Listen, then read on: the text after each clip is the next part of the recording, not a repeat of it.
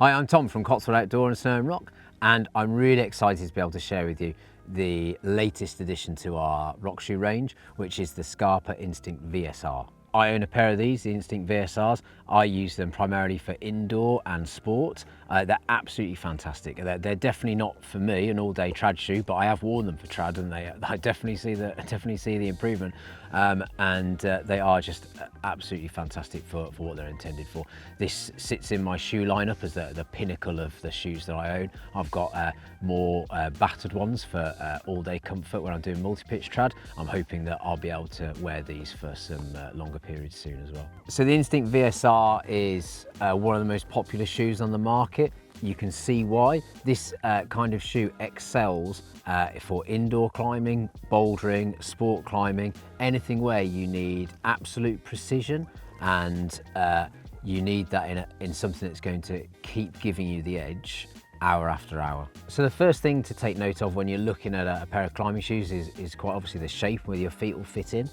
With Scarpa, this uses their pretty broad center fit last. So what you haven't got is a massive asymmetry for the big toe. It's a little bit more towards the center.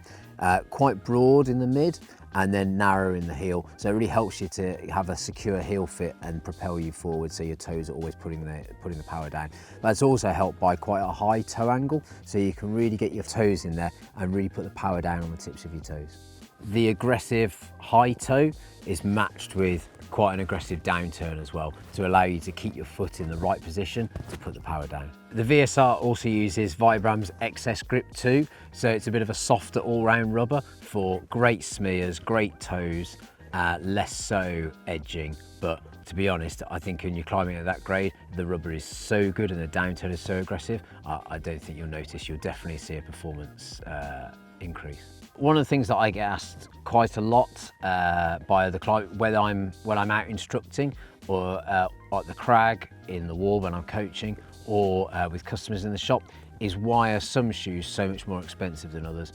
And for me, it really comes down to two things. Well, maybe three, if I can remember what the third one is.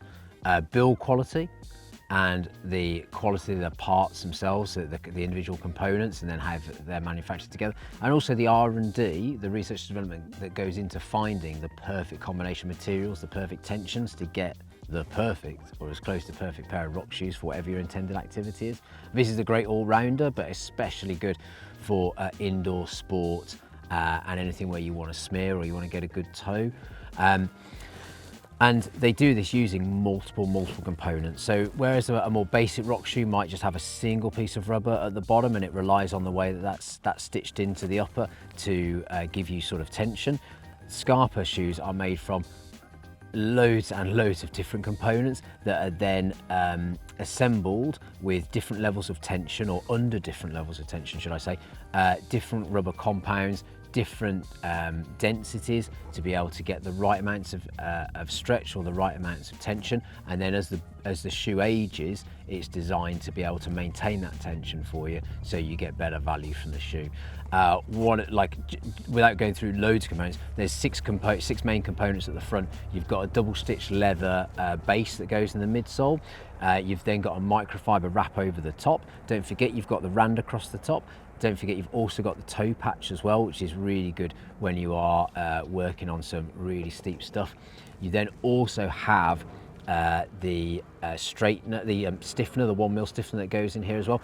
That graduates, that gets thinner and thinner towards the mid, so it gives you the support where you need it at the front, but then you get the flexibility towards the middle of the foot. You can see here that it's actually a two-piece outsole rather than just having a single piece as well, so it's going to flex where you need it to give you that more aggressive downturn that you can put your foot behind rather than just having a peak at the front. You also then have the heel wrap, which is stitched in at the front and is under tension to continually keep pushing to keep your foot in the right position, which you can only really achieve by having two separate pieces. There's so much that goes into a pair of shoes like this, and the cruel irony is that you don't get to see any of it, but if you buy a pair and you go out climbing, you will definitely feel the benefit of that R&D, the best quality workmanship and the components involved.